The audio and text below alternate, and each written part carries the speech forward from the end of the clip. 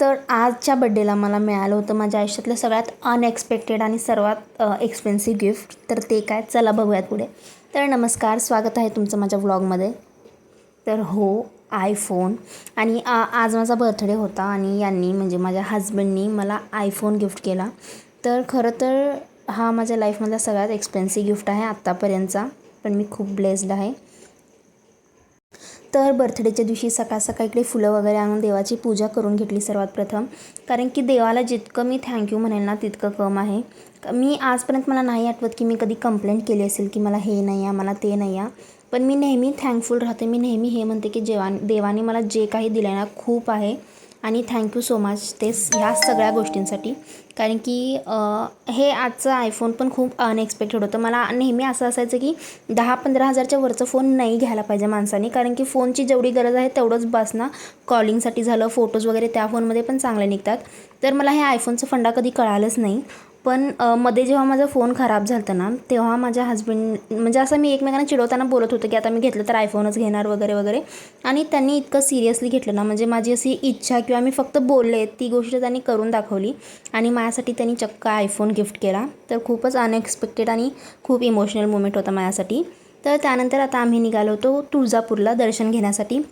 कारण की ही पण खूप टाईमपासून इच्छा होती आणि आम्ही लास्ट एकदा ठरवलं पण होतं. पण त्यावेळेस काय झालं होतं की देवी शयन निद्रेमध्ये जाणार होती का असं काहीतरी एक होतं. ते आठवडाभर देवी म्हणजे मंदिरात नसणार होती.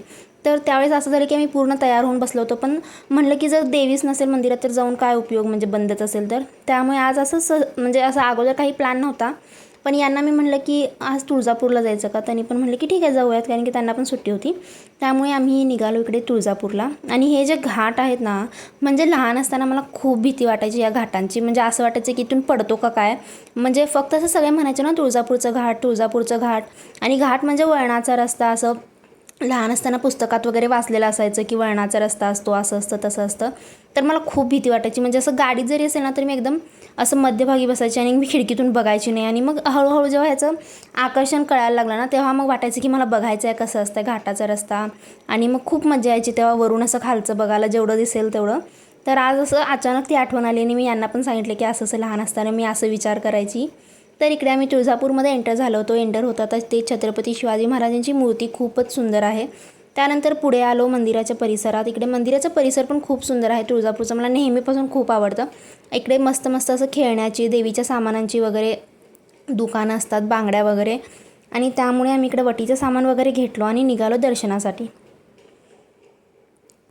तर खूप टाईम नंतर मी तुळजापूरला आले होते. आणि इकडे आज ॲक्च्युली काल आदल्या दिवशी म्हणजे लग्नाच्या खूप तारखा होत्या. त्यामुळे आज लग्नाच्या नवीन जोडपे जिकडे बघेल तिकडे तुम्हाला नवीन जोडपे दिसत होते. आज इतकी गर्दी होती. मला अनएक्सपेक्टेड होतं की आज वीकेंड पण नव्हता तरी पण इतकी गर्दी होती ना तुळजापूरला. पण म्हणले की चला आता आलो तर दर्शन करून घेऊयात. आणि इकडे सर्वप्रथम गणपती बाप्पांचे आशीर्वाद घेतले आम्ही दोघांनी मिळून. कारण की कुठल्याही शुभ कार्याची सुरुवात तर गणपती बाप्पानेच होते.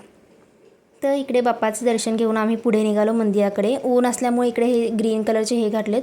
तर आम्ही आत दर्शन वगैरे घेऊन आलो आणि आल्यानंतर ह्या हिरव्या बांगड्या मी घातल्या. कारण की ह्याचा मान असतो तुळजापूरला आले की ह्या हिरव्या बांगड्या मी नेहमी घालते तुळजापूरला आल्यानंतर.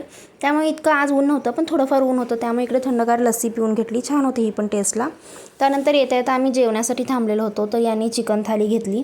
कारण की इकडचं ह्यांचं फेवरेट होतं, ह्यांच्या मित्राचंच हॉटेल होतं त्यामुळे. आणि मी इकडे व्हेज थाली घेतली होती. तर आम्ही इकडे मस्त गप्पा मारत जेवत बसलेलो होतो. खूप छान वाटतं असं क्वालिटी टाईम स्पेंड करायला नवऱ्यासोबत. तर इकडे थोडा वेळ आम्ही बसलो. त्यानंतर निघालो वापस घरी. तर आपल्याकडे कार असो किंवा काही असो, पण मला वाटतं असं नवऱ्यासोबत बाईकवर फिरण्याची जी मजा आहे ना ती दुसऱ्या कोणत्या गोष्टीत नाही आहे.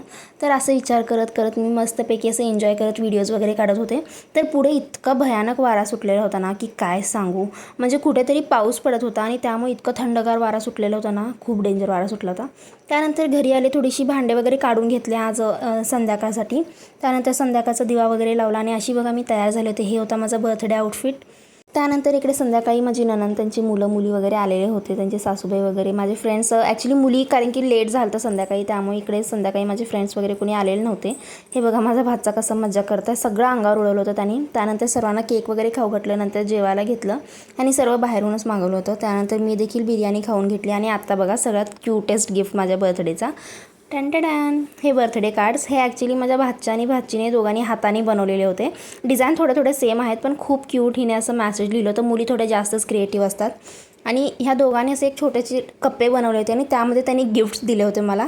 तर दोघांनी बघा स्वतः केलेलं आहे. खूप छान वाटतं मला. मी लहान असताना खूप ग्रीटिंग्स बनवायचे जेव्हा पण असं कोणाचं बर्थडे असायचं ना, टीचर्सचं वगैरे, तर मला तसं आठवण आलं आणि इतक्या टाईमनंतर कोणीतरी माझ्यासाठी ग्रीटिंग बनवलं आहे, तर खूपच छान वाटलं. तर असा होता माझा आजचा पूर्ण दिवस. थोडंसं हेक्टिक वाटलं पण खूप छान वाटलं. तुळजापूरला जाऊन आलो. खूप दिवसापासून जायची इच्छा होती आणि ते म्हणतात ना की जेव्हापर्यंत बुलावा येत नाही तेव्हापर्यंत नाही होत. तर फायनली बुलावा आला. तुळजापूरला जाऊन आलो आणि बर्थडे पण घरी खूप छान सेलिब्रेट झाला. सगळे जवळचे लोकं आलेली होती. फ्रेंड्स माझे काही कारणामुळे नाही आले. पण जे पण आले ते खूप छान सर्व सेलिब्रेशन झालं आणि माझ्या हजबंडबद्दल मला म्हणावंसं वाटतं की त्यांनी खूप म्हणजे एफर्ट्स घेतलेत की गिफ्ट असू दे, आयफोन, त्यानंतर सेलिब्रेशन करायचं असू दे, सगळं त्यांनी बाहेरून मागवलं, मला काही करू नाही दिलं. आणि खूप छान वाटतं जेव्हा कोणीतरी तुमची इतकी काळजी घेतं आणि आय फील सो लकी की ते माझ्या आयुष्यात आहेत. तर असा होता माझा आजचा दिवस आणि तुम्हाला हा व्लॉग कसा वाटला नक्की कमेंट करा. जास्तीत जास्त सबस्क्राईब करा, व्हिडिओला लाईक करा आणि आणखीन जर सबस्क्राईब नसेल केला तर नक्की करा. Thank you so much for watching.